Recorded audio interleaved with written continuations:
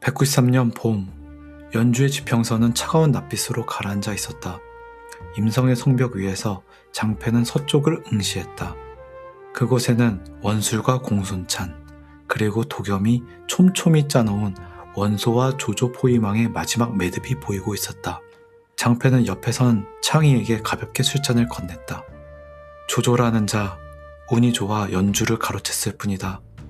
빈집털이에 성공한 쥐새끼가 호랑이 흉내를 내고 있구나. 창희는 장패가 건넨 술잔을 단숨에 비우고는 거칠게 소매로 입가를 다듬며 호탕하게 웃었다. 형님 말씀이 옳습니다. 굶주린 황건적 놈들을 좀 거두었다고 천하가 제 것인 줄 아나 본데 진짜 태산의 늑대들을 만나본 적이 없으니 저리 기세등등한 것이 아니겠습니까? 당시 태산 군단의 사기는 정점에 달해 있었다. 북쪽에서 공손찬이 압박하고 남쪽에서 원술이 치고 올라오며 동쪽에서 도겸의 군대가 비수를 들이대고 있었다. 다른 군벌인 궐선과 함께 도겸군의 선봉에 선 장패의 눈에 조조는 도간에 든 쥐나 다름없었다. 그는 이 전쟁이 금방 끝날 것이라 믿었고 승리 후 태산 일대의 지배권을 어떻게 강화할지에 대해서만 골몰하고 있었다. 하지만 그 오만함은 단 며칠 만에 산산조각이 났다. 조조는 포위망의 가장 거대한 축이었던 봉구의 원술을 향해 번개처럼 움직였다. 수십만의 대군을 거느렸던 원술은 조조의 정교한 전술과 기세 앞에 추풍낙엽처럼 쓰러졌다. 비보는 장패의 군영에도 천둥소리처럼 날아들었다. 원술이 다 한 번의 싸움에 괴멸당했다고? 장패의 경악이 채 가시기도 전 숭리에 굶주린 조조의 군세가 임성으로 물밀듯이 밀려왔다. 장패를 비롯한 도겸군은 전열을 가다듬고 정면 대결을 준비했다. 조조군의 선봉은 그가 그토록 멸시했던 청주병들이었다. 불과 몇 달 전까지 태산의 안개 속을 헤매던 굶주린 황건적 잔당들. 장패는 오합지졸이었던 그들을 기억하고 있었기에 자신만만하게 돌격 명령을 내렸다. 하지만 예상과 달랐다. 청주병들은 장패의 태산 군단이 몰아치는 파도 속에서도 다 한 걸음도 물러서지 않았다. 그들은 거칠게 소리를 지르며 달려드는 대신 죽음을 두려워하지 않는 기괴한 침묵 속에 창을 맞대고 버텼다. 이게 어찌 된 일이냐? 어제까지 도망치던 도적놈들이 어찌 이리 단단하단 말이냐? 장패의 탄식과 함께 태산의 늑대들이 청주병이라는 거대한 강철벽에 부딪혀 주춤하는 사이 전장의 공기가 일순간 바뀌었다. 장패가 정면에 청주병들이 보여주는 기괴한 결속력에 당황하고 있을 때 피칠갑을 한 창희가 비명을 지르며 말머리를 돌려 달려왔다. 대장, 좌측면이 완전히 찢겨나갔습니다. 평소 물불 가리지 않는 창희의 눈에 처음으로 생경한 공포가 서려 있었다. 그가 가리킨 곳에는 검은 갑주를 두른 기병대가 대지를 지디기며 다가오고 있었다. 조인이 이끄는 기병대가 묵직한 기세로 파고드는데 우리 애들이 마치 돌벽에 부딪힌 파도처럼 갈갈이 찢겨나가고 있습니다. 늑대들의 발톱이 그 무거운 방패에 부딪혀 다 부러졌단 말입니다. 창희의 말이 끝나기도 전 반대편에서 거친 숨을 몰아쉬며 손관이 합류했다. 그의 투구는 이미 어딘가로 날아갔고 어깨에는 화살 하나가 깊숙이 박혀 있었다. 우측도 끝났습니다, 형님. 하오영 그 번개 같은 놈이 기병을 몰고 휘젓는데 도저히 눈으로 쫓을 수가 없습니다. 놈이 한번 지나갈 때마다 대열이 계속 밀려나고 있어요. 궐선 그 비겁한 놈은 이미 본대를 버리고 도망친 지 오래고 도겸군 본대 역시 종잇장처럼 구겨져 형체도 남아있지 않습니다. 장패는 고개를 들어 앞을 보았다. 정면에서는 예전에 자신이 태산에서 사냥개처럼 쫓아냈던 청주병들이 무표정한 얼굴로 길을 막아선 채 창끝을 세우고 한치의 흔들림도 없이 버티고 있었다. 그때 손관의 절규 섞인 보고가 장패의 귀를 때렸다. 대장, 어서 결단을 내리십시오. 저 독종들이 삼면에서 우리의 숨통을 조여오고 있습니다. 이대로 있다간 우리 모두 이 들판에 거름이 되고 말 겁니다. 장패는 깨달았다. 조조의 군대는 단순히 숫자가 많은 것이 아니었다. 정면에서 청주병이 먹잇감을 고정시키면 측면에서 조인과 하우연이라는 날카로운 송곳니가 급소를 꿰뚫는 완벽한 사냥 기계였다.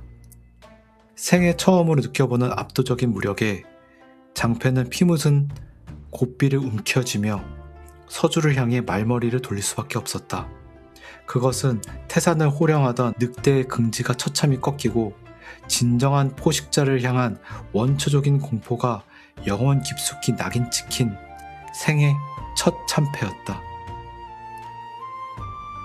193년 가을, 장패가 머무르는 계양에는 며칠째 눅눅한 안개가 가시지 않았다. 반년 전 임성에서의 패배는 장패에게 커다란 굴욕을 안겼지만 그는 여전히 상황을 반전시킬 수 있다고 믿었다.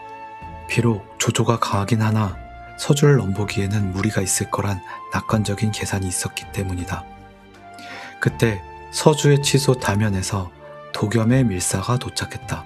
뒤이어 도겸의 측근이자 거친 단양병 출신의 도의 장계가 군사를 이끌고 장패의 성문을 두드렸다. 장군, 전쟁을 단숨에 끝낼 기회가 왔습니다. 장계는 흙먼지 묻은 망토를 벗으며 호탕하게 웃었다. 그의 입에서 나온 소식은 장패의 귀를 솔깃하게 만들었다. 조조의 아버지 조승이 막대한 재물을 실은 수레 100여 대를 이끌고 장패 영지인 태산을 지나 연주로 향하고 있다는 것이었다. 그 노인네를 붙잡아 여기 서주 안에 가두기만 하면 됩니다. 조조가 제 아무리 기세 등등 한들 지 아버지가 우리 손 안에 있는데 감히 서주를 넘보겠습니까? 이건 하늘이 주신 기회입니다. 장패의 머릿속은 빠르게 회전했다. 전면전으로는 조조를 이기기 어렵다라는 것을 이미 뼈저리게 느낀 뒤였다.